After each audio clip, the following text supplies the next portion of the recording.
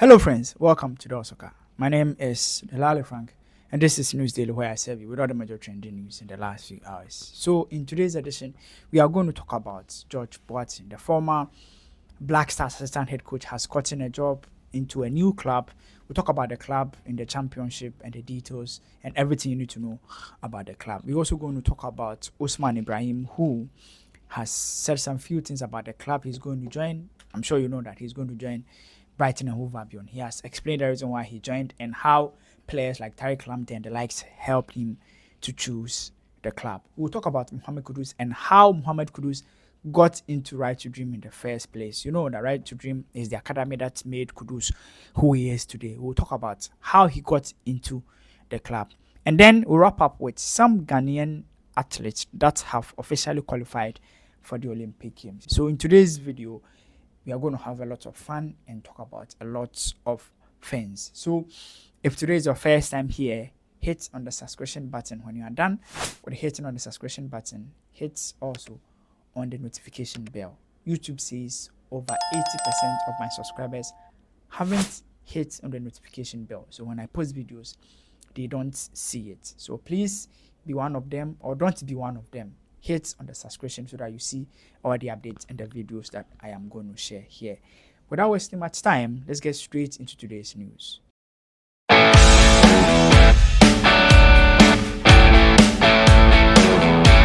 Right, so let's start from the top and start with George Boateng. So the former Black Stars head coach George Boateng earlier today has been officially announced as a member of the technical team for Championship side Coventry City. George Boateng, who is also a former player for the club, will now be joining the team as the first team head coach. And I am pretty much excited by this news because he's one coach who was with Aston Villa, the youth side for Aston Villa, now moved to the under-7, now moved to Ghana as an assistant coach, and he has gotten the opportunity to move to a championship club. That is obviously a great move for him in his career.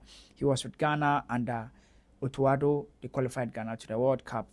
After the World Cup with Chris Hughton, AFCON, it wasn't the best. But he's one manager that I have believed in him. When you listen to him, if you listen to him analyzing games, you tend to believe that he knows what he's doing. And I wish him the best of luck. So it's pretty much a very good news for the Ghanaian.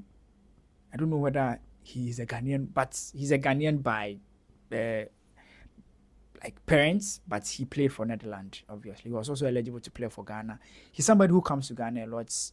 During the Champions League finals, he was in Ghana and he watched the game in Ghana with us. He usually comes to Ghana a lot. Yeah, he's somebody who comes to Ghana for a lot of times. So we wish him the best of luck. He was once a player for Coventry. He played for them in the 1998, in the 1999 season and made 57 appearances and scored 7 goals for the club. So he's a former legend, knows the club very well, and we are all excited for him. Wish him the best of luck.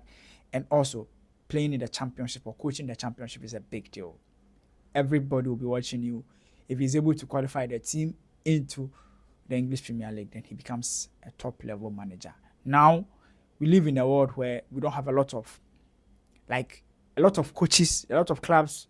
There's more clubs than the football coaches, I believe. I think there are more clubs looking for high-level coaches, and that's why coaches are just being cycled around. So if you are very good and you get crashed into the system, obviously you get a perfect opportunity. So this is a great opportunity for him to announce himself very well. His first, I believe, major role as a head coach. Always has been an assistant and then also a youth team coach. Let's move to the next news and talk about Mohamed Kudus. So Kudus, you know, is a product of Right to Dream.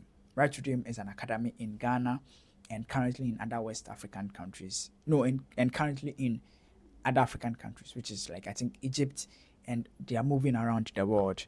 Kudus was one of them players from the academy.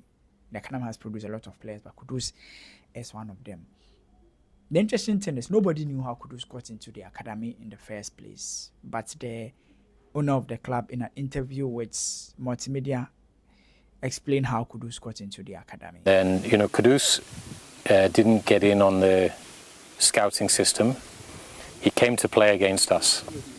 That's how he got in? Yeah. Tell me the story. No, he came with Strong Tower to play against us and he just finished everybody. Wow. So it was like, okay.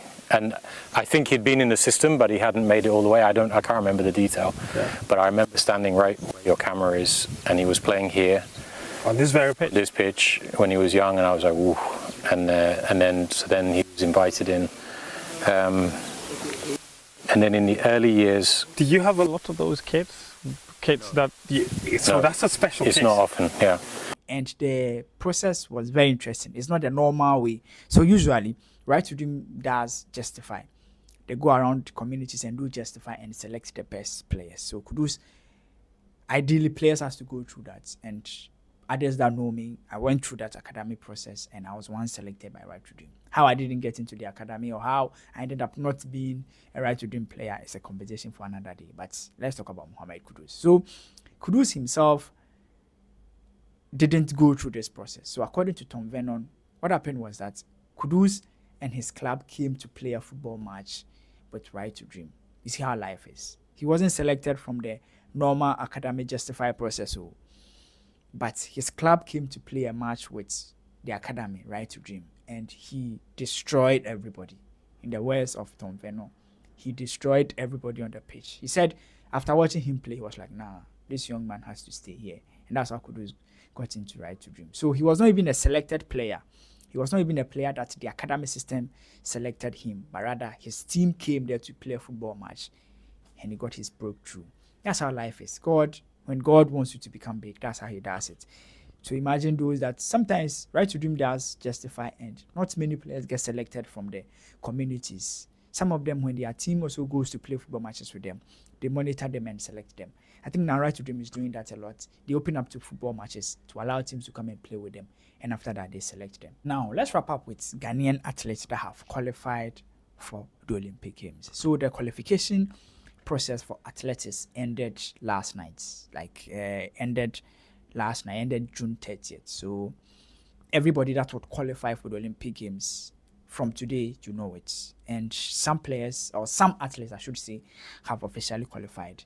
The first one, or the team that qualified first, I think is the 4x100 relay team. They have qualified to represent Ghana. It consists of Azamati, Joseph Paul, Isaac Boche, Joseph Paul Lamoy, and the likes. These are the members that have qualified. So Ghana 4x100 relay team have qualified. It's up to the Ghana Athletics Committee to select those that will go and represent Ghana. And I'm sure these guys deserve it. They qualified at the World Relay Championship in Bahamas, and Ghana made it to qualify there. So salute to them.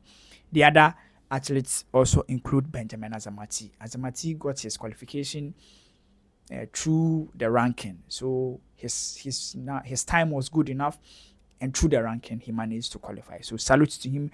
And then Rashid Samin, I think he's one of them young guys, but he's on hot form this season. He's on some hot form this season. So he qualified for two events, the 100 meters and then the 200 meters. So we're happy for him and we wish him the best of luck. And then the high jumper, obviously the famous Rosie Yeboah, who won gold at the African Games. She has also qualified for the high jump and we are excited for her. So these are the four athletes that have qualified. One person that missed out that hurts me a lot is Joseph Paul Lamoy. He's by far one of the best runners in the country. He's the anchor leg for the Ghana relay team, and so far he's been an excellent runner. Unfortunately, he missed out narrowly. That's the painful part. Missed out narrowly, and that's very painful. But we know that the 4x100 team will do well. But whatever it is, he's going for the Olympic Games because the 4x100 has qualified. So he will now concentrate on one. Others believe that he should switch and do 100 meters because of his 100-meter dash. Whenever he's doing the relay and you pass the baton to him, when he make the 10 and he hits the 100 meters, Charlie, I just believe he may one day kill Azamati in 100 meters relay, but who knows? So that's all for today. We talked about George Boateng, we talked about Usman Ibrahim. Yeah, I wanted to talk about Usman Ibrahim, so let me wrap up with Usman Ibrahim. So Usman Ibrahim has revealed what influenced him to play for Brighton and Hove Albion. He granted an interview with TV3, and he talked about why he chose Brighton ahead of other clubs, and he believes it's because of how they play and their star. He believes they play young players, they'll give him the chance to also grow and become a great footballer. So That's all for today. Until meet again. Bye bye for now.